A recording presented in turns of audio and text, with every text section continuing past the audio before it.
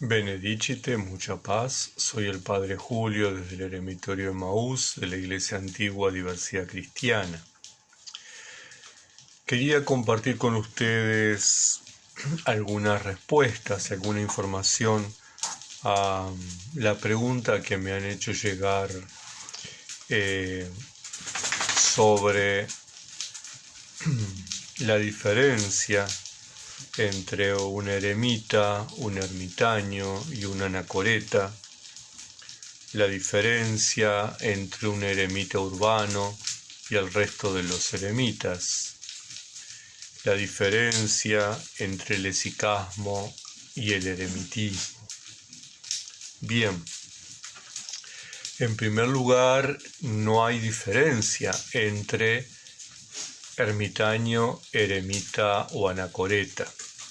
Algunos de nosotros no utilizamos el término ermitaño porque de alguna manera este concepto ha ido pasando a la cultura y ha ido aplicándose a distintas situaciones. Cualquier persona que vive en soledad se la puede llamar ermitaña. De hecho, hasta en otras especies, por ejemplo, sabemos que existen cangrejos ermitaños. Por lo tanto, algunos de nosotros hemos optado por utilizar para definirnos el concepto de eremita o de anacoreta. Pero, en realidad, todos son sinónimos, no hay diferencia. En relación a la diferencia o qué es lo que identifica un eremita urbano del resto de los eremitas. Primero, ir a la antigüedad, a nuestros orígenes. No todos los eremitas, no todos los solitarios del siglo IV, del siglo V, del siglo VI, que poblaron los desiertos de Palestina, de Egipto y de Siria, llevaban la misma vida. De hecho, eran muy diferentes. Hay un libro muy rico de Don Colombás que se llama El Monacato Primitivo, donde narra detalladamente los distintos tipos de vida eremítica que se fueron dando a los comienzos de nuestros inicios, de los inicios de la vida monástica.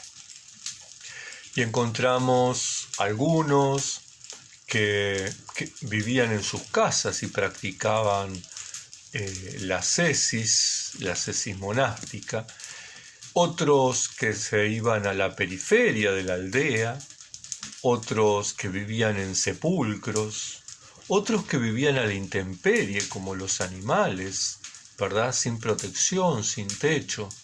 Otros que se subían a columnas para estar más aislados de la gente. Otros, en fin, que se agrupaban. Otros que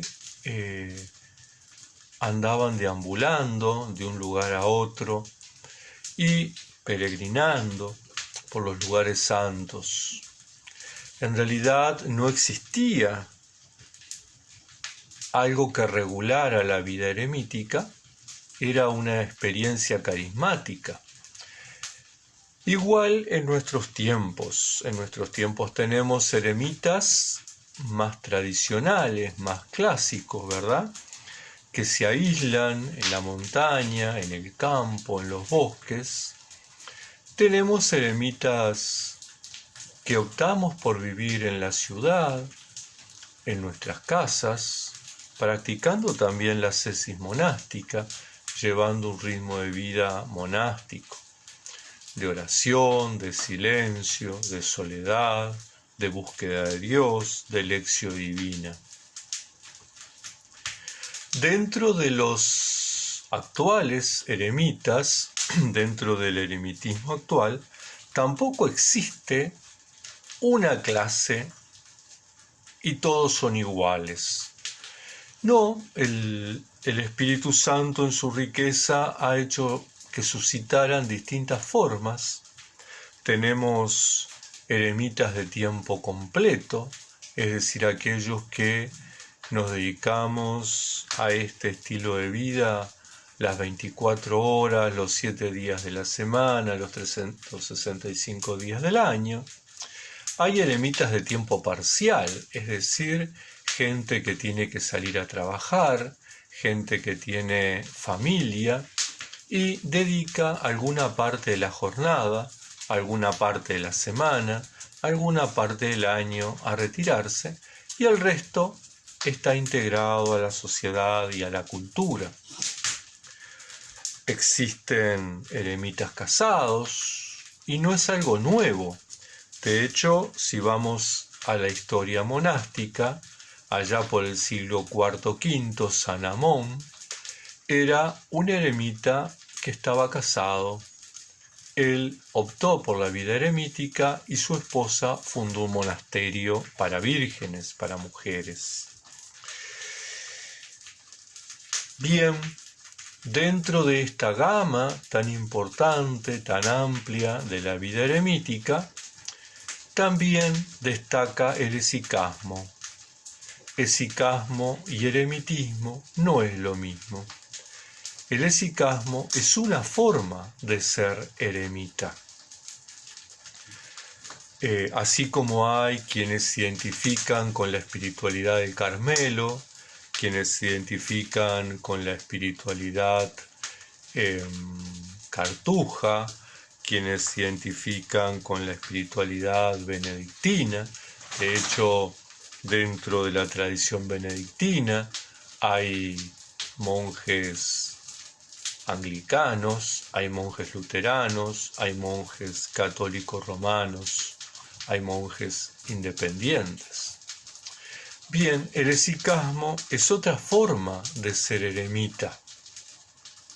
Y la doctrina esicasta no se limita únicamente a los eremitas.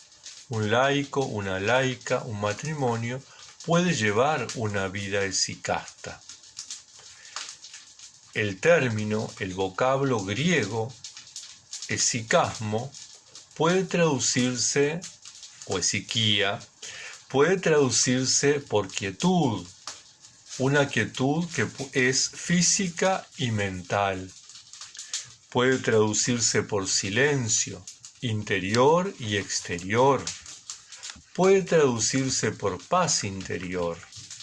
Es el relato evangélico aquel de Lucas 4:29, en el cual a Jesús lo iban a tirar por el barranco, y en ese momento de crisis, de tensión, él, tranquilo, pacificado, se abre camino entre la gente y se retira.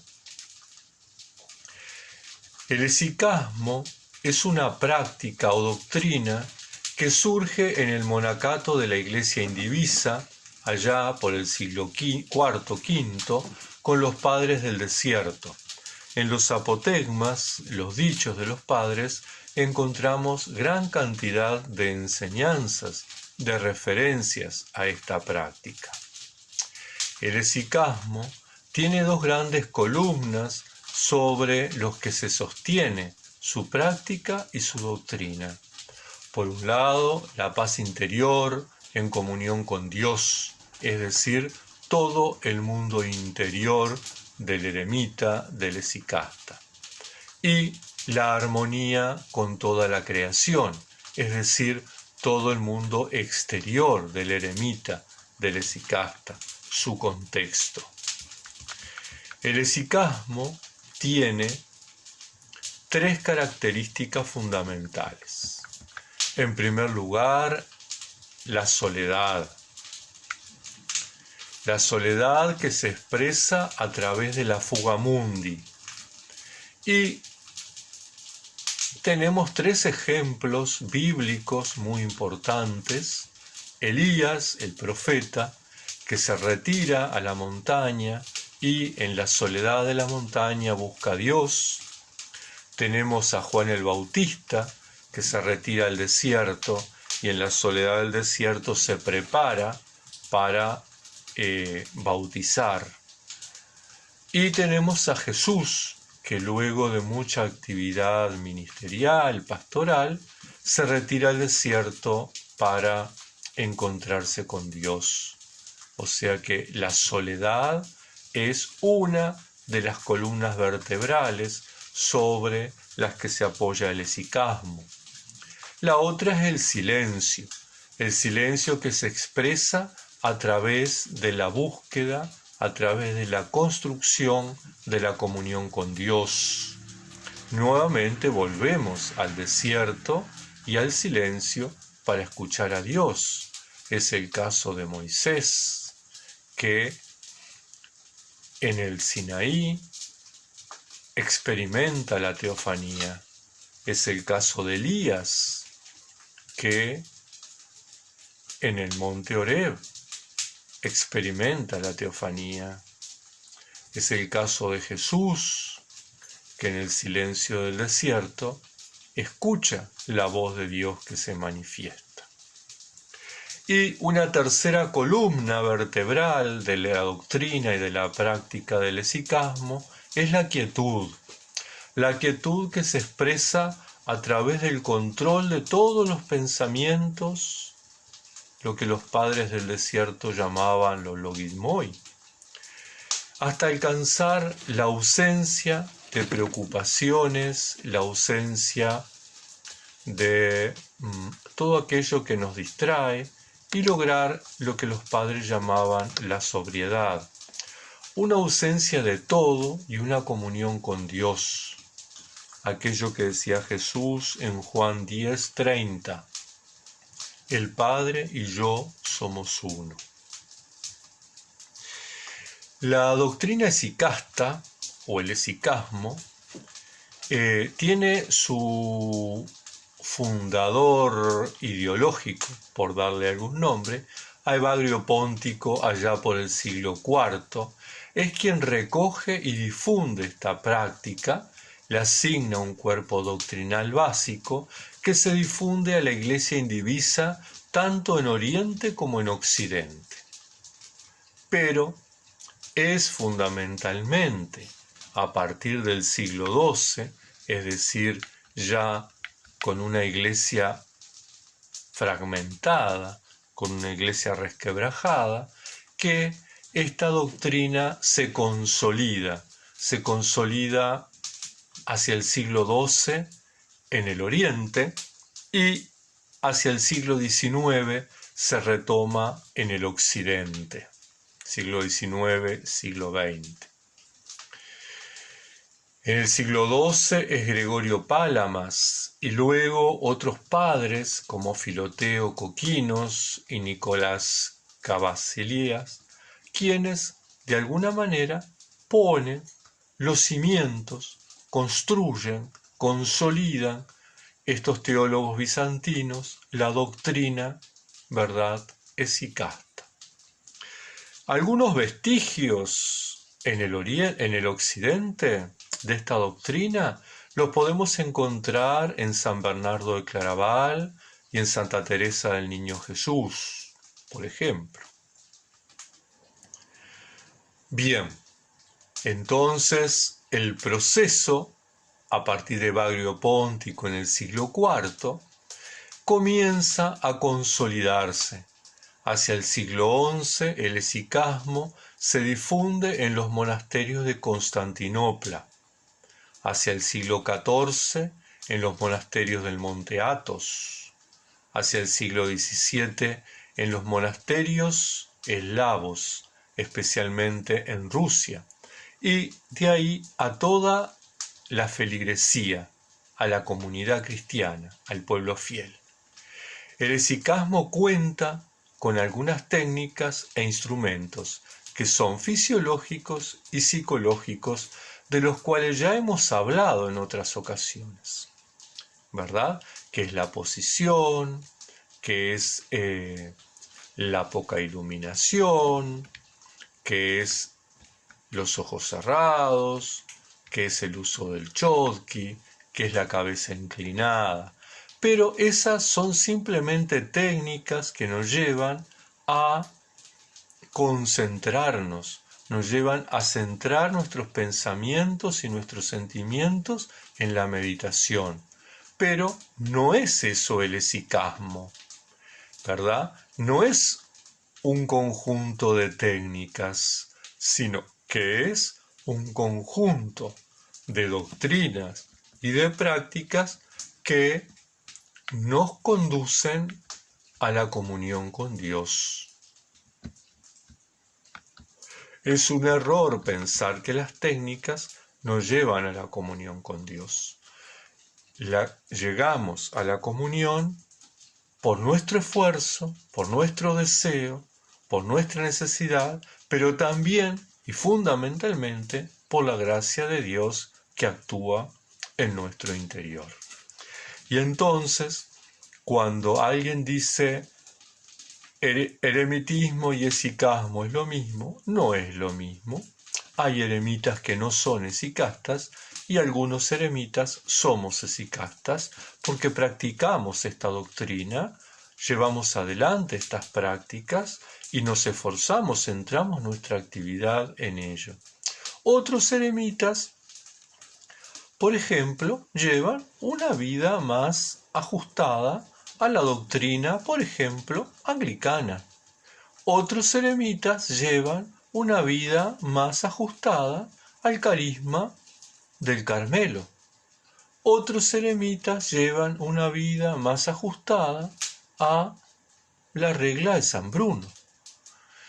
En fin, algunos de nosotros hemos optado por llevar adelante esta práctica, el hesychasmo, y por eso buscamos la soledad, por eso buscamos el silencio, por eso buscamos la quietud, aunque estemos viviendo en el centro de la ciudad o en el medio del campo, porque la soledad, el silencio y la quietud es una actitud interior que de alguna manera se puede exteriorizar.